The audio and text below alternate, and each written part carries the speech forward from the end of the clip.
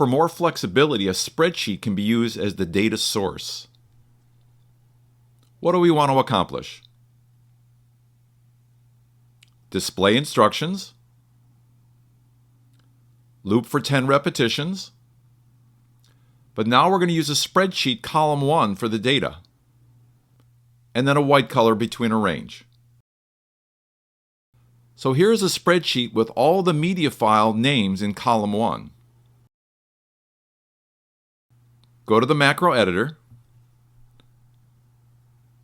We'll use macro 4 again as a starting point.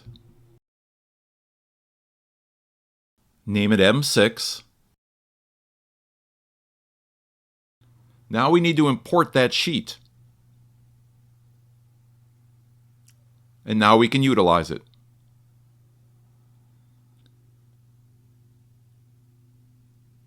So let's add that sheet to the top of our macro. We'll move it up. Then for a starting row, we'll start on row number 1.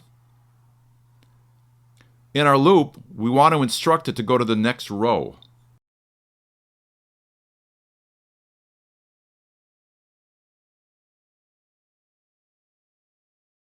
Move that up.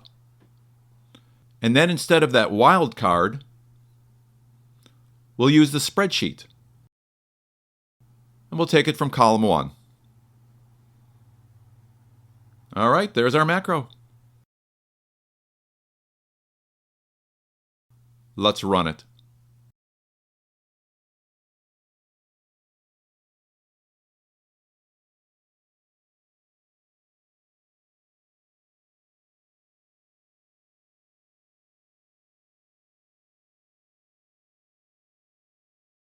The flexibility is you can now use the same macro over and over and just change the data in the spreadsheet.